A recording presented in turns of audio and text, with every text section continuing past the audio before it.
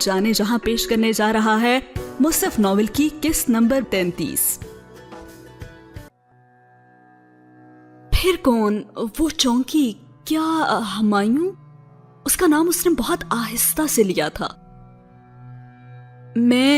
وہ مزید اس کے قریب آئی، اس کی آنکھوں میں دیکھتے دھیرے سے بولی، میں اپنے مصحف کی بات کر رہی ہوں جس کے اتارنے والے سے تم نے سمینا و اطعنا، ہم نے سنا اور ہم نے اطاعت کی کا وعدہ کیا تھا، کیا تم نے اسے بتایا؟ فرشتے، وہ بنا پلک جھپکے اسے دیکھ رہی تھی۔ اللہ کو تو سب پتا ہے، میں کیا بتاؤں؟ کیا تمہیں دن میں 5 بار اسے اپنی اطاعت کا بتانا نہیں پڑتا؟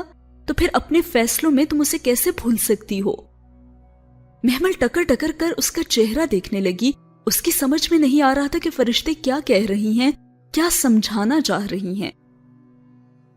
مگر میں نے نماز تسبیح کچھ نہیں چھوڑا، میں ساری نمازیں پڑھتی ہوں۔ وہ دونوں بہت مدھم سرگوشیوں میں بات کر رہی تھی۔ لیکن کیا تم نے اس کی سنی؟ اس نے کچھ تو کہا ہوگا تمہارے فیصلے پر۔ فرشتے نے ابھی تک اسے کندھوں سے تھاما رکھا تھا اور وہ یک ٹک اسے تکے جا رہی تھی۔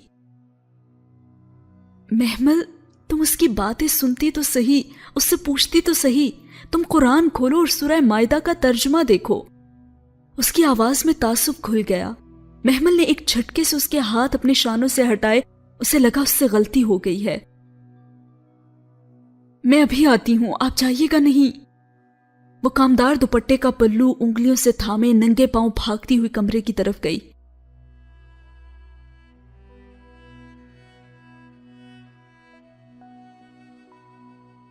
محترمہ، آپ جا سکتی ہیں۔ آپ، فواد نے دروازے کی طرف اشارہ کیا،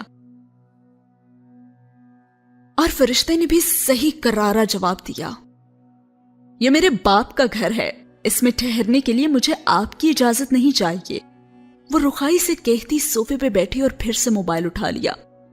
فواد اور آغا جان نے ایک دوسرے کو دیکھا، نگاہوں میں اشاروں کا تبادلہ کیا، اور پھر آغا جان بھی گہری سانس لیتے ہوئے صوفے پہ بیٹھ گئے۔ تقریب کے شروع ہونے میں 2-2.5 گھنٹے رہتے تھے، مہمانوں کی آمد کا سلسلہ ابھی تک شروع نہیں ہوا تھا۔ محمل دوڑتے قدموں سے اپنے کمرے میں آئی تھی۔ دروازے کی چٹخنی چڑھا کر وہ شیلف کی طرف لپکی۔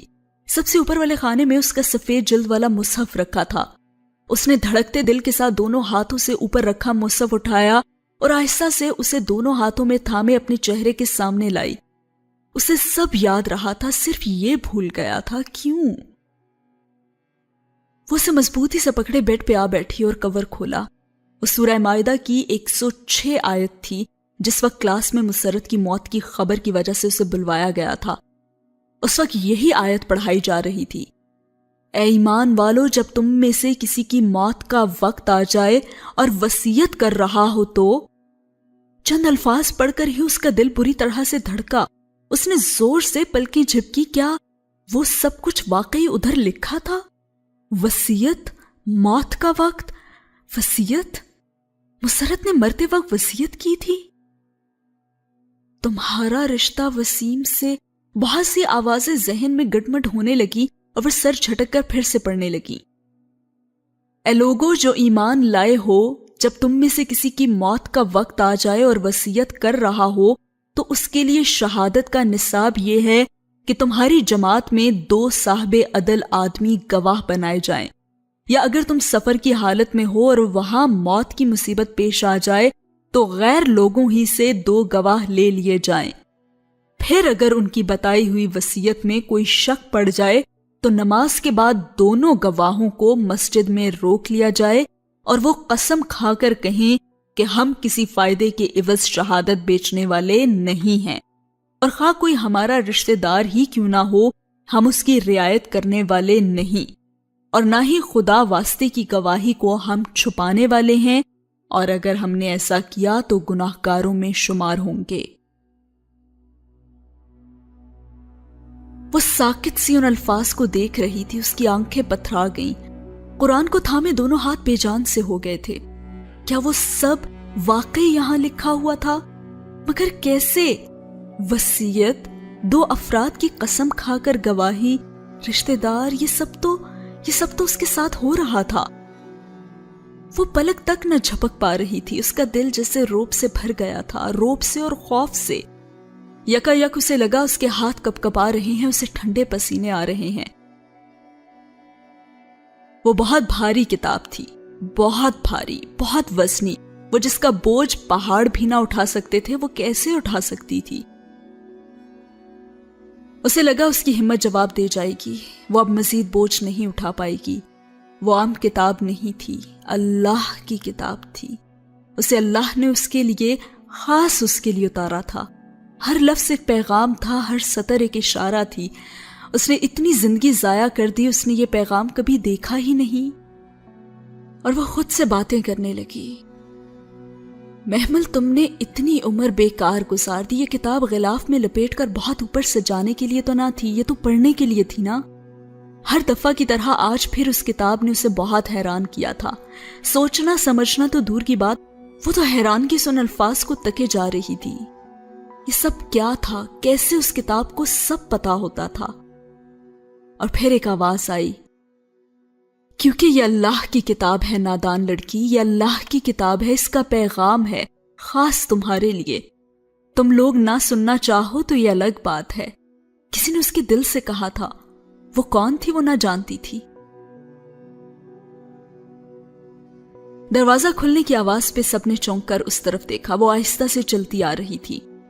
کامدار دوپٹے کا کنارہ ٹھوڑی کے قریب سے اس نے 2 انگلیوں میں لے رکھا تھا. اس کے چہرے کی رنگت قدرے سفید پڑی ہوئی تھی، یا شاید کچھ اور تھا جو انہیں چونکا گیا تھا.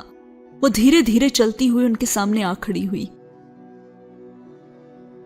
آغا جان، اس نے ان کی آنکھوں میں جھانکا. وہ اس کے اجنبی لہجے پہ چونک سے گئے. ہاں بولو. میری ماں کی وصیت کے وقت موجود لوگوں میں سے کون سے 2 لوگ عصر کی نماز کے بعد اللہ کے نام کی قسم اٹھا کر گواہی دیں گے کہ انہوں نے یہ وصیت کی تھی یا نہیں؟ پل بھر کو لاؤنج میں سکوت سا چھا گیا. فرشتے نے مسکراہٹ دبا کر سر نیچے کر لیا. آغا جان حیران سے کھڑے ہوئے. کیا مطلب ہے تمہارا؟ آپ کو پتا ہے سورہ مائدہ میں لکھا ہے، نماز کے بعد آپ میں سے 2 لوگوں کو اللہ کے نام کی قسم اٹھا کر گواہی دینی پڑے گی. یہ سب کیا ہے؟ وہ حسب توقع بھڑک اٹھے. تمہیں ہماری بات کا اعتبار نہیں ہے کیا؟ نہیں، مجھے نہیں ہے اعتبار آپ کی بات کا. ارے تم، وہ غصہ ضبط کرتے مٹھیاں بھینچ کر رہ گئے. تبھی نگاہ فرشتے پہ پڑی تو اس نے فوراً شانے اچکا دیے. میں نے تو کچھ نہیں کیا کریم چچا. تم سے تو میں بعد میں. آپ لوگ گواہی دیں گے یا نہیں؟ وہ ان کی بات کاٹ کر زور سے بولی تھی، پھر چہرے کا رخ صوفوں پہ بیٹھی نفوس کی طرف موڑا. کون کون تھا اس وقت آپ میں سے ادھر؟ کون دے گا گواہی؟ کون اٹھائے گا قسم؟ بولیے، جواب دیجئے. سب خاموشی سے ایک دوسرے کو دیکھنے لگے. اسے اس کے سارے جواب مل گئے تھے. کاش وہ پہلے اس آیت کو پڑھ لیتی تو اتنا غلط فیصلہ نہ کرتی. صحیح کہتے ہیں اللہ تعالیٰ، ہماری بہت سی مصیبتیں ہمارے اپنے ہاتھوں کی کمائی ہوئی ہیں. تو آپ لوگوں نے مجھ سے جھوٹ بولا. بہت بہتر، مجھے اب کوئی شادی نہیں کرنی. اس نے ماتھے پہ جھولتا ٹیکا نوچ کر سامنے پھینکا. نازک سا ٹیکا ایک آواز کے ساتھ میز کے شیشے پہ گرا. اب میرا فیصلہ بھی سن لو تم. آغا جان نے گہری سانس لی. لیکن اس سے پہلے تم. انہوں نے حقارت سے فرشتے کو اشارہ کیا. لڑکی، تم مجھے یہاں سے چلتی ہوئی نظر آؤ. میرے باپ کا گھر ہے، میں تو کہیں نہیں جاؤں گی. ٹھیک ہے فواد. انہوں نے فواد کو اشارہ کیا. وہ سر ہلا کر آگے بڑھا اور صوفے پہ بیٹھی فرشتے کو ایک دم بازو سے کھینچا. ارے چھوڑو مجھے. وہ اس اچانک افتاد کے لیے تیار نہ تھی. بے اختیار چلا کر خود کو چھڑانے لگی، مگر وہ اسے بازو سے کھینچ کر گھسیٹتا ہوا باہر لے جانے لگا. اور اسی پل آغا جان محمل کی طرف بڑھے. تو تم یہ شادی نہیں کرو گی؟ ہرگز نہیں کروں گی. میری بہن کو چھوڑ دیں آپ لوگ.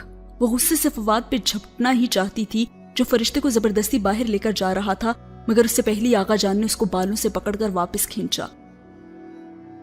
تو تم شادی نہیں کرو گی. انہوں نے اس کے چہرے پہ تھپڑ مارا اور وہ چکرا کر گر گئی. تمہیں لگتا ہے ہم پاگلوں کی طرح تمہاری منتیں کریں گے، تمہارے آگے ہاتھ جوڑیں گے؟ نہیں بی بی، شادی تو تمہیں کرنی پڑے گی، اور ابھی اور اسی وقت۔ اسد جاؤ نکاح خاں کو ابھی بلاؤ، میں بھی دیکھتا ہوں یہ کیسے شادی نہیں کرتی۔ میں نہیں کروں گی، سنا آپ لوگوں نے؟ وہ روتے ہوئے بولی۔ وہ مسلسل اسے تھپڑوں اور مکوں سے مار رہے تھے۔ میری بہن کو چھوڑو تم لوگ۔ خود کو چھڑاتی فرشتے محمل کو پٹتے دیکھ کر لمحے بھر کو تو سکتے میں رہ گئی۔ پھر دوسرے ہی پل اس نے زور سے فواد کو دھکا دینا چاہا، مگر وہ مرد تھا، وہ اس کو دھکیل نہ سکی تھی، اور اس کا بازو پکڑے اس نے اسے دروازے سے باہر نکال دیا تھا۔